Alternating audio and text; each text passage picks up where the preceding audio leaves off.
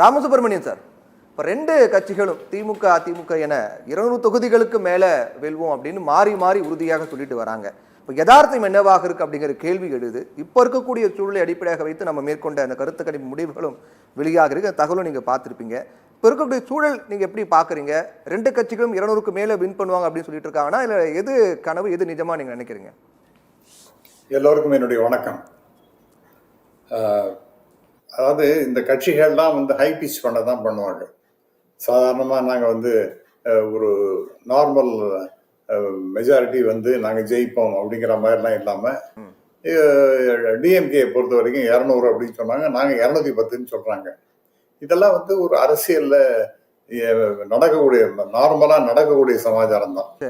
அதனால அதுக்கு நம்ம பெரிய முக்கியத்துவம் தரணும்னு அவசியம் கிடையாது. இன்ஃபேக்ட் 2 பேராலையும் 200 எல்லாம் தாண்டறதுங்கிறதெல்லாம் நடக்காத சமாச்சாரம்னு நான் நம்புகின்றேன். அதான் நீங்க சொன்னது போல 234 அது யாருக்கு அதிகமாக இடம் கிடைக்கும் அப்படின்னு பாத்தீங்கன்னா அது ஏதோ இந்த கூட்டணியா அந்த கூட்டணியா அப்படிங்கறதான் பேசுற மொழிய 200க்கு மேல 2 பேருமே வாங்குவாங்கன்னா அப்ப 400க்கு மேல சீட் இருந்தா தான் இதெல்லாம் possibility. That is absolutely impossible. ஒன்று. ரெண்டாவதாக இப்ப இருக்கக்கூடிய நிலைமையில நீங்க ஒரு கருத்து கணிப்பு வேற எடுத்திருக்கீங்க. அது ஐ எம் நாட் அதை பத்தி நான் I don't want to impute motives at all. டெஃபினட்டாக நீங்க என்ன சொல்லியிருக்கீங்கன்னா ஏடிஎம்கேயும் ஒரு பவர்ஃபுல்லா எமர்ஜ் ஆகி கொண்டு இருக்கின்றது, 2வது இடத்துல இருக்கின்றது அப்படின்னு சொல்லியிருக்கீங்க. இந்த நேரத்தில் நான் ஒன்று சொல்ல விரும்புகின்றேன். திரு இபிஎஸ் அவருடைய தன்னம்பிக்கையை நாம பாராட்டணும். தனி மனிதனாக எல்லா இடத்துக்கும் போயிட்டு இருக்கார். எல்லா இடத்துலையும் மிகப்பெரிய மக்களை சந்தித்து மிகப்பெரிய அளவிற்கு அவர்களால் சந்தித்து அவர்களோடு உரையாடுவது போல ரொம்ப எளிமையா பேசுறார். அது ரொம்ப முக்கியமானது. ரொம்ப தடாமுடாம் பேசி ஒரு புரியாத அளவிற்கு புள்ளி விவரங்கள் அது இதெல்லாம் இல்லாம சாதாரணமாக மக்களோட பேசுறதுங்கிறது ரொம்ப காலத்துக்கு பிறகு அவருடைய பாணி ரொம்ப நல்ல சிறப்பாகத்தான் இருக்கின்றது. அதுல ஒன்றும் சந்தேகமே இல்லை. அதுதான் நம்முடைய கணிப்பும் சொல்லியிருக்குமே சார். எதிர்கட்சி தலைவராக யாருடைய செயல்பாடு சிறப்பு அப்படின்னு கேட்கப்பட்ட கேள்விக்கு எடப்பாடி பழனிசாமி அப்படின்னு 56 விழுக்காடு மக்கள் அதை சப்போர்ட் பண்ணியிருக்காங்க. நீங்க சொல்றதுதான் அந்த கணிப்புல இருக்கு. எக்ஸாக்ட்லி. அது சார் அது ஒன்றும் நான் குறையாவே சொல்லலை சார். திரு இபிஎஸ் அவர்கள் நம்ம அந்த உரையாடுதல் என்பது அந்த சம்பாஷணை என்பது அதாவது ஒரு சாதாரண மனுஷனுக்கும் போய் சேர்ற மாதிரி பேசுறதுங்கிறது ரொம்ப அபூர்வம். அது ரொம்ப ஒரு ஃப்ளவரி டாக்ஸ் மாதிரி எல்லாம் இல்லாம எல்லாம் பேசுகின்றார் என்பது உண்மை. அதே நேரத்துல மக்கள் நீங்க உங்களுடைய மன்னிக்கணும், நீங்க உங்களுடைய கருத்து கணிப்பு கிட்டத்தட்ட 70,000க்கு மேற்பட்டவர்களை சந்தித்து இந்த கருத்து கணிப்பு எடுத்திருப்பதாக நீங்க குறிப்பிட்டிருக்கின்றீர்கள். களத்திலையும் நிறைய பேரை இறக்கி அவர்களுடைய முயற்சியினால இந்த மாதிரி ஒரு முடிவை நீங்கள் சொல்லி இருக்கின்றீர்கள். ஆனால் அது உண்மையாக இருக்குமா அப்படின்னு பாத்தீங்கன்னா I have my own reservation. ஏனென்றால் இதே மாதிரி போன தடவை கணிப்பெல்லாம் வந்தது சார். போன தடவை 2024 எலெக்ஷன் டிஎம்கேக்கு ஒரு 25-26க்கு மேல வராது, பிஜேபி 19 வரைக்கும் வரும், அதிமுகவுக்கு 8 வரும் 7 வரும் என்னத்தையோ கணக்கெல்லாம் சொன்னாங்க. இல்ல சார், கணிப்புகள் அப்படிங்கிறது அது அப்பப்போ மாறக்கூடியது தானே சார். இப்போ இன்னும் தேர்தலுக்காக நாட்கள் இருக்கக்கூடிய சூழ்நிலை இப்ப இருக்கக்கூடிய நிலையின் அடிப்படையில் இருக்கப்பட்ட கணிப்புகள் தானே. நான் உங்களை ஒரு விதமாக குறையும் சொல்ல, நீங்க உங்களுடைய in your own side you have gone to the people and collected certain details. அதை கொலேட் பண்ணி ஒரு முடிவை நீங்க சொல்றீங்க. நான் அதை தவறுன்னே சொல்லல. ஆனால் நான் பழசி நான் பார்க்கணும். அது போன எலெக்ஷனுக்கும் போது 2024 எலெக்ஷன் போது டிஎம்கேக்கு 23-22 அவ்வளவுக்கு மேல வராது, கிட்டத்தட்ட பாதி தான் வரும். சில பேர் 20 குறைவாகவும் கூட கணிப்புகள்லாம் சொன்னாங்க. சரி சரி. அதற்கு பிறகு பாத்தீங்கன்னா 40க்கு 40 என்கின்ற வகையில பிரம்மாண்டமான ஒரு வெற்றி பெற்றது டிஎம்கே. இன்னொரு முக்கியமான விஷயம் என்னன்னா அதிமுக டெஃபினட்டா ஒரு மிகப்பெரிய கட்சி தான். ஆனால் அவங்க சேராத இடத்துல சேர்ந்ததாக நான் கருதுகின்றேன். இந்த பிஜேபியோட நீங்க அது ரொம்ப சாதாரணமா எடுத்துக்க முடியாது. ஒரு one swallow does not make a summer அப்படிங்கிற மாதிரி நீங்க சொல்ல முடியாது. அதை நாங்க உங்களுக்கு சோத்த வேணாலும் போடுறோம், பட் ஓட்ட நாங்க உங்களுக்கு போட மாட்டோம்னு சொன்னார்னா ஒரு அது வந்து ஒரு ஆசிட் டெஸ்டாக நான் பார்க்கின்றேன். மக்களுடைய மன ஓட்டம் அப்படிதான் இருக்கு, பிஜேபியோடு வேண்டாம் அப்படின்னு.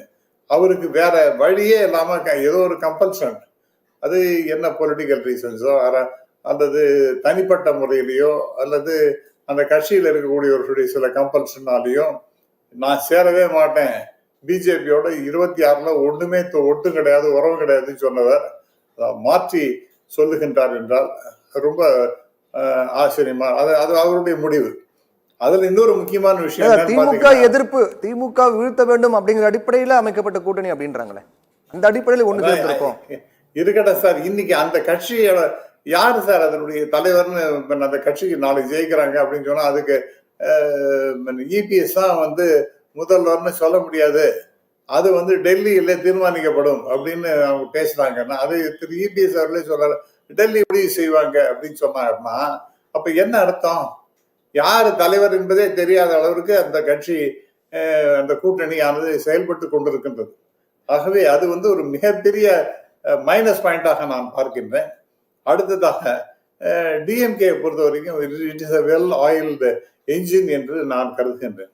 ஏனென்றால் அந்த எலெக்ஷன் வரும் சமயத்துல அவங்களுடைய கடுமையான உழைப்பு ரொம்ப பிரமாதமா இருக்கும். போன தடவை 40க்கு 40 அப்படின்னு சொல்லிட்டு திரு ஸ்டாலின் அவர்கள் முழக்கமிட்டு எல்லா இடத்துக்கும் பிரச்சாரம் போனார். அதெல்லாம் இருக்காதுன்னு சொன்னாங்க. ஆனால் அவர் சொன்னதுதான் நடந்தது.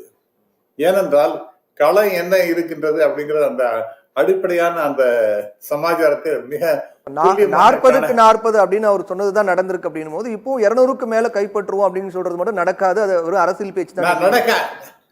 நடக்காதுன்னு நான் சொல்லவே இல்லை சார்.